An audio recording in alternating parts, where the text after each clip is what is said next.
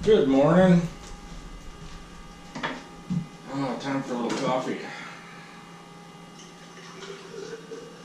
Hey guys, in this installment, we're going to get this color laid down that you see behind me, and I'm going to show you how to break down the tires the easiest way.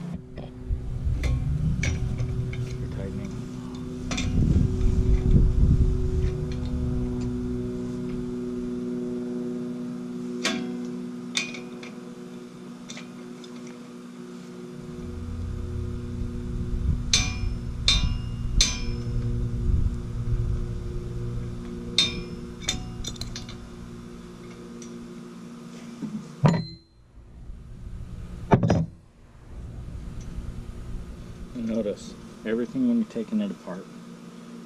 There's a washer on this side. You see it? I see it. We'll take that out. And it's recessed into that piece of flat bar. Once that's out, then you'll notice that there are also washers underneath here. You only slowly back the bolt out, just enough for you to be able to get these parts out one at a time. Don't let it tip down. Look, you're letting it bind it.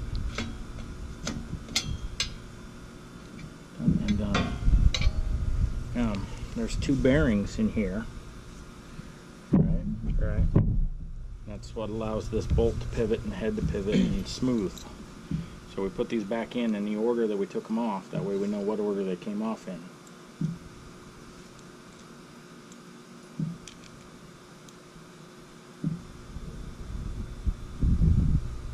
We built this contraption out of some old sawhorses so that we can suspend this and get them painted.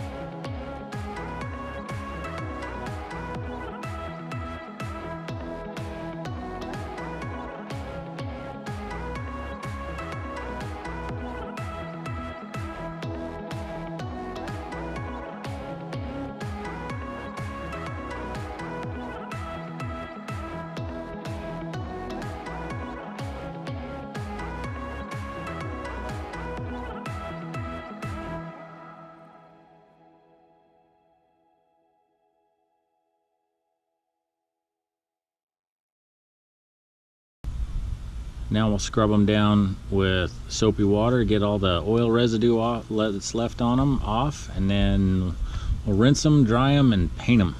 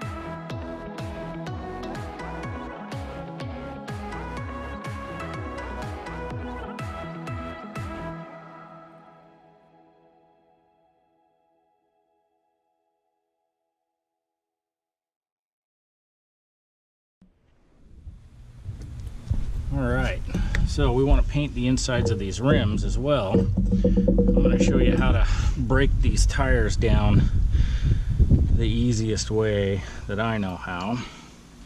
First thing is you got to pull the Schrader valve out of the inside of the tire. That lets the air out. That's not a lot of pressure. These are only under 5-6 pounds of pressure, sometimes up to 10.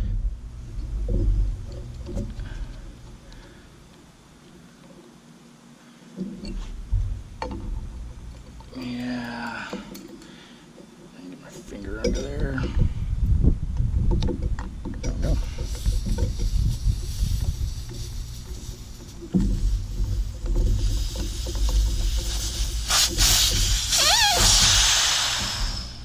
Just like so.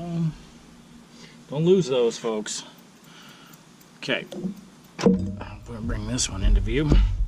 Now all you gotta do is break that off of the bead, and to do so, step on it. Just like that. That pops it off the bead. Flip it over. The same thing on the other side. Now, to explain this to you,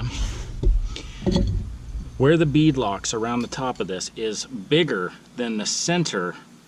So to get it to pry off, you push it down, over, into the center, and then you can pry this edge up and over. I'll show you.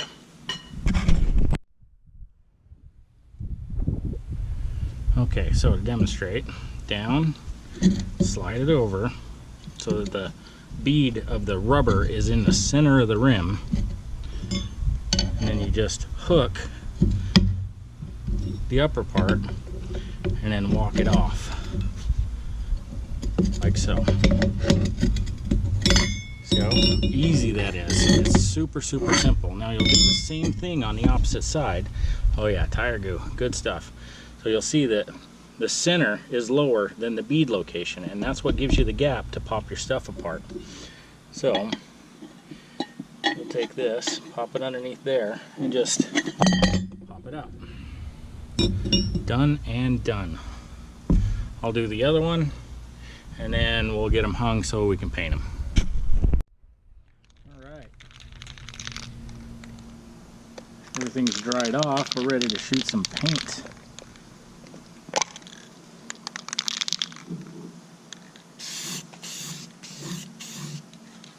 We're using Rust-Oleum.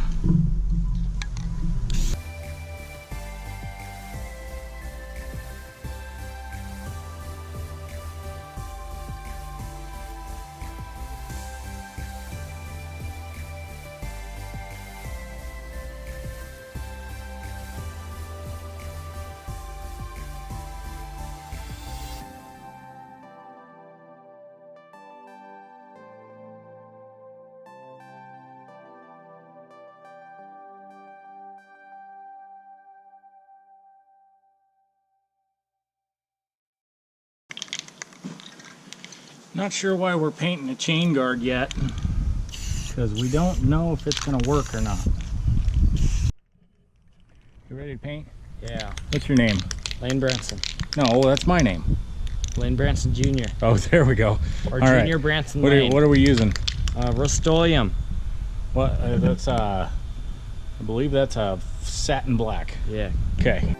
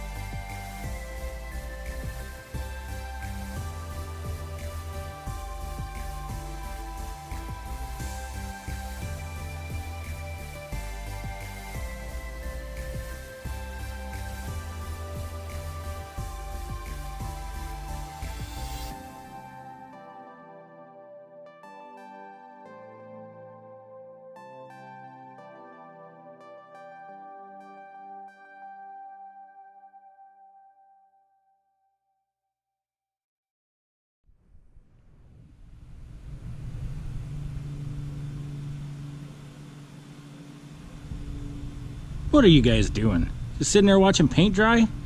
You got nothing better to do? Alright, so we've let the paint sit overnight. Man, I swear that red got darker overnight. But now it's time to get it down off of there, and maybe we can get some parts put back together and get ready for assembly. Of Rust-Oleum 2X Extra Cover Paint Primer. This is an outdoor paint, indoor-outdoor paint. Gloss. Oh man, that looks good. Look at that. I mean, I know that thing's bent. It don't matter. Color's nice.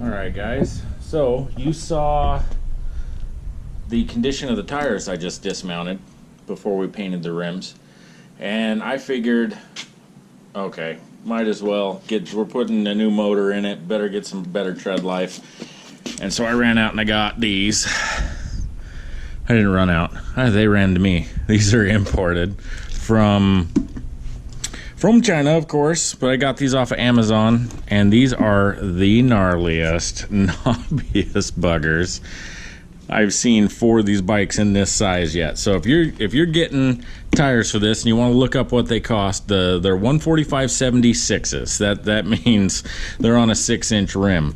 So, yep, and there they are. These are Sun F. Look, I mean, it's even printed down there inside the tread. That's crazy. Yeah, these guys are sunf.com if you wanted to go straight to them, or there is Amazon. They also have a store on Amazon. So anyway, I've heard they're soft, so you don't want to do, and they're pretty flexible. You don't want to do a whole lot of on-road with these because they're going to wear out a little bit faster. But if you do a lot of dirt riding, the only reason why what we do with this mini bike is we just take it camping. So it runs around on dirt all the time. They're not street legal, so all you guys running your bikes up and down the road, good for you, because honestly, street legal is just another tax, right? So it's all about safety when you're out there on the road and stuff, and so street legal just means they're trying to keep you safe. But I'm one of those that, yeah, let me do what I want to do. So, and I'm sure you guys are too, the ones that are running them up and down the roads, but we just don't at home. We don't have time for it. So when we do get out, it's usually camping, so we'll go tear it up with this thing. So, and these look like they're going to do the job. I'll show you how to mount them up on the rim.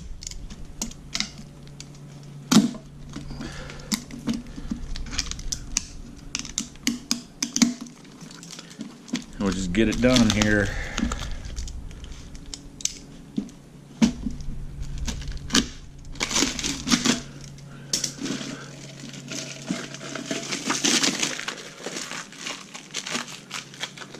There we go.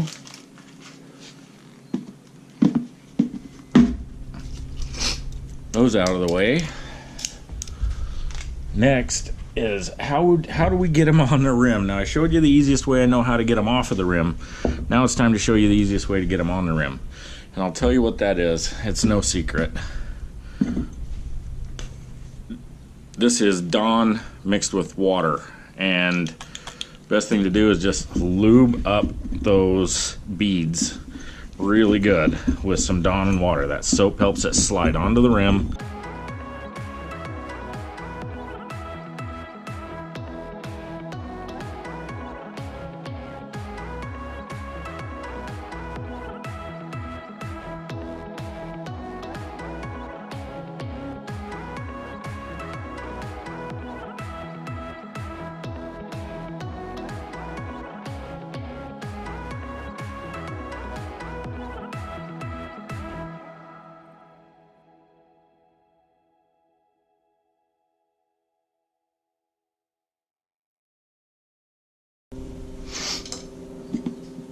That's how it's done.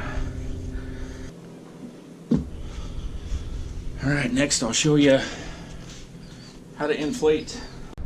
Alright, so we're all set to get these things put back together here. So, just like this assembly, we're going to go ahead and put our Schrader valves back in. And don't think I've got some weird fancy tool here. It's just a Schrader valve on a remover on a piece of connecting brass. It's all part of an AC system. I used to do HVAC install. The first test is to see if we can get it to mount up without needing fire.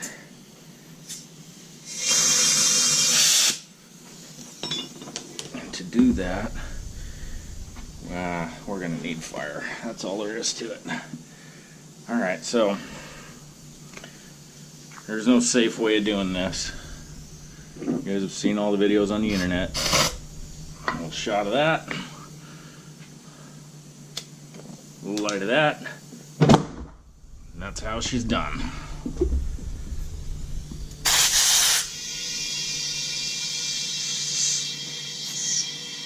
Uh, 7 psi operating, 28 psi max to seat the beads. We're taking it up to 25. That's good enough.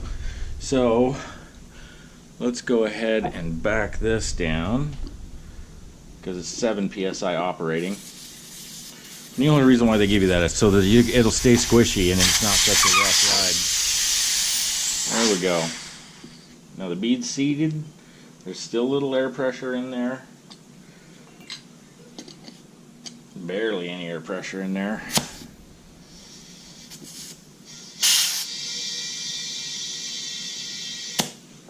Go ahead.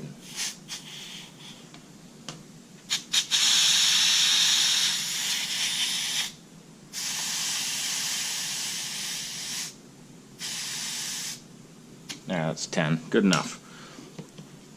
Now we'll do it with the next one. Same thing. So you'll notice that this side's dipped in up near the top and this side is dipped in up down near the bottom. You don't want it that way. You want it to be on the same side, like so. See, it's here and it's here, and the other side's not like that. The other side's pushed up against the bead. Reason for that is when you light the fire, the concussive energy can't go anywhere down here. It can't move, and then it rebounds back in the tire and blows it out. You also want to do the top side away from your valve stem so that you can get on there and air it up easier when you're ready. Just a little shot. Go ahead and get her lit.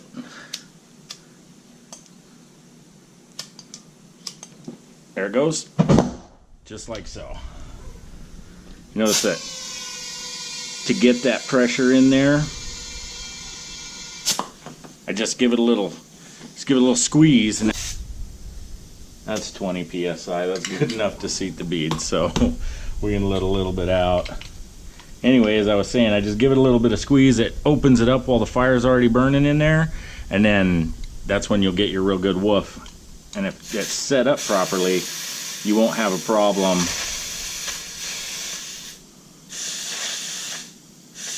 seating that bead every time. There we go. Okay, now that we've got the tires mounted up, what we want to do here is I wanted to talk with you. I don't know if we can get you up a little bit higher. Let's see. Mount you on. Huh? How's that sound? Ah, there we go. Okay, so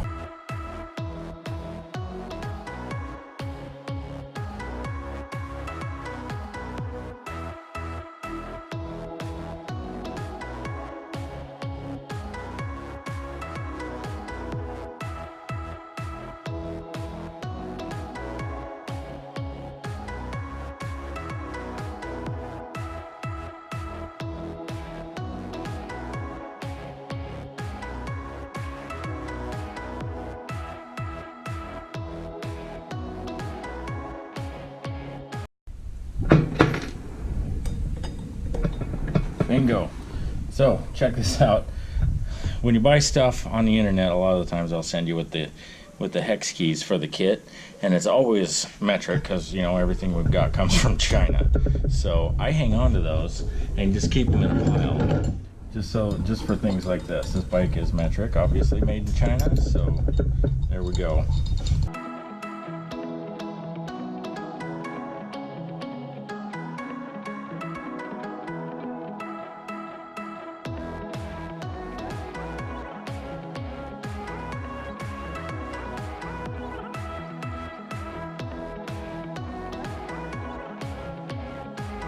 So if you like some of these videos, go ahead and give it a like and a subscribe. If you don't like it, thumbs it down. If you think I'm doing something stupid, comment on it.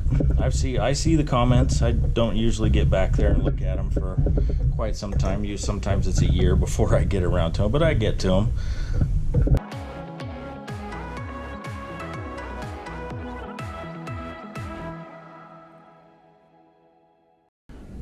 That's it, folks. Painting is done. Wheels are put back together. Hope you enjoyed the video. Have a good one. Alright, so we decided to take the head apart so that we can paint these pieces separately and get all of the paint. Go ahead. Do we got the other piece for this? The other one? Or socket? Yeah.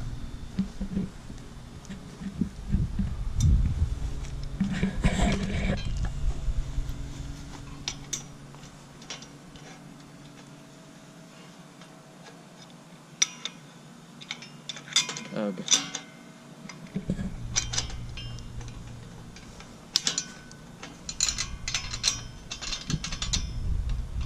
Of course.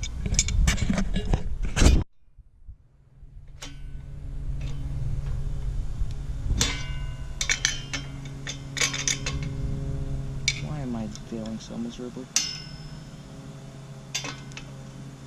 Because you're not paying attention to what you're doing.